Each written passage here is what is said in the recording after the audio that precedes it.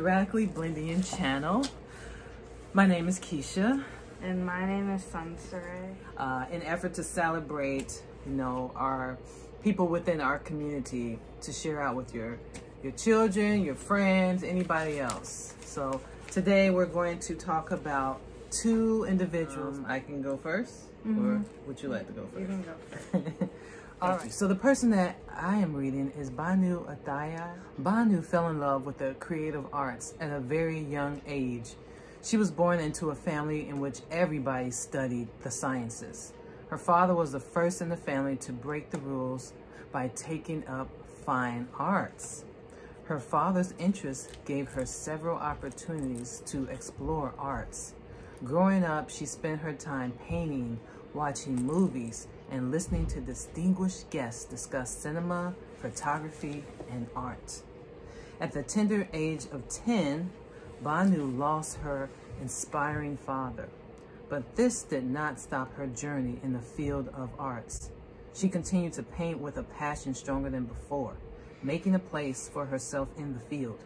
Her work earned her a gold medal at the prestigious J.J. School of Arts and was exhibited alongside the legendary M.F. Hussein's paintings.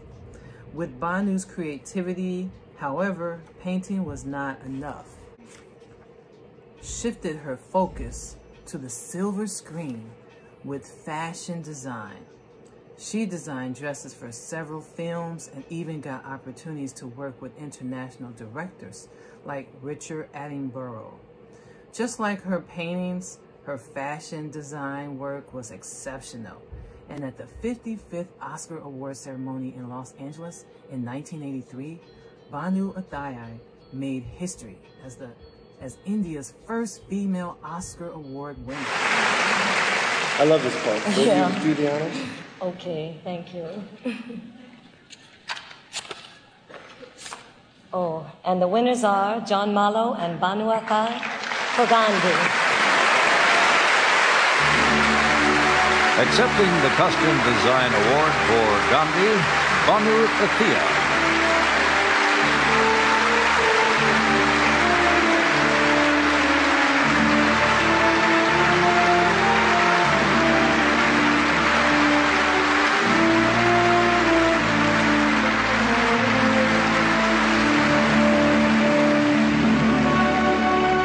As light bulbs flashed and crowds rushed in to catch a glimpse of smiling, waving, and sashaying stars, Bhanu stood tall, clad in a beautiful blue sari. She won the Academy Award for Best Costume Design, along with John Mallow for designing the costumes for the 1982 biographical epic Gandhi. Designing and styling for a period movie like Gandhi and working with some of the best names from Hollywood placed overwhelming pressure on Athaiya. It was her habitual pursuit of excellence that saw her through. The eponymous movie about Mahatma Gandhi bagged most of the Oscars that year, meaning they took almost everything that year. But the category in which Bhanu won the highest accolade, costume design, was an unappreciated one in her industry. In fact, Bhanu was the first credited costume designer in an Indian film. When she went up to receive the golden statuette in front of the crowd at the Dorothy Chandler Pavilion, she began her acceptance speech by saying, "It's too good to believe."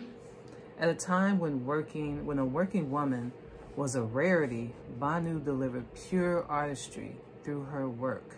She debuted with CID in 1956 and set the fashion stage for classics like Piazza in 1957, Shodvan Kachan in 1960, and Sahid Bibi or Ghulam in 1962.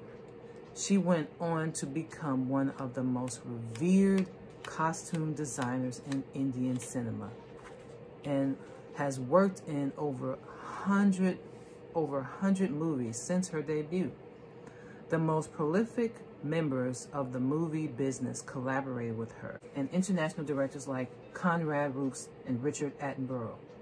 If a movie required a fine eye for attire, be it a period setting or modern times, she was the one to be called.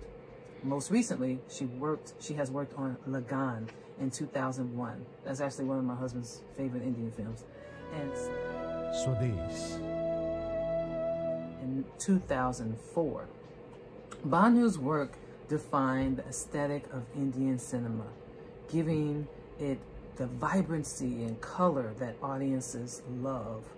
Today, a career and portfolio spanning many fruitful decades stand testimony to how much Athaiya loved what she did and how she practiced doing it well every single day. So, apologies if I did not pronounce some names correctly. Again, we want to celebrate who these individuals are. So, hope you enjoyed that story. Okay. Hi, my name is Sunsere, and I will be reading about Ruth E. Carter, who was a costume designer. With sketches, fabric, and sewing equipment, Ruth helped to create new worlds. She made costumes for historical figures, superheroes, and other movie characters. She dressed them in suits and shiny leather shoes, t-shirts and sneakers, sweeping African patterned gowns, glittering beaded dresses, and most famous of all, a sleek black uniform with cat ears and claws. It all began when she was a kid. Ruth's mother sent her children to an after-school art program where Ruth learned about African dances, drumming, poetry, and music.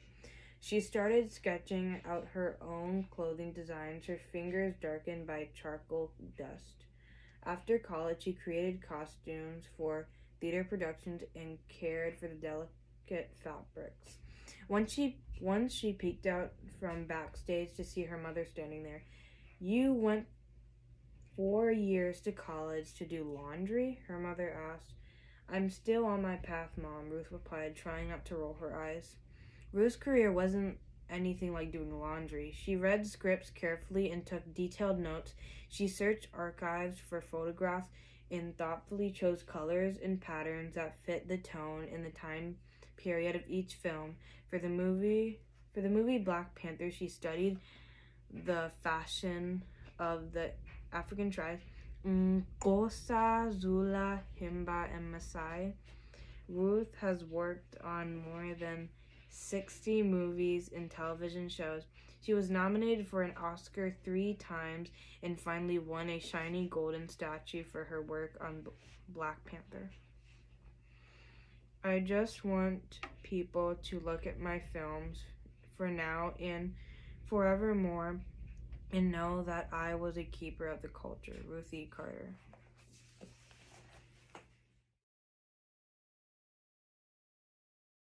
Thanks for watching this video. Please like and subscribe and leave comments and like who you might want us to read about.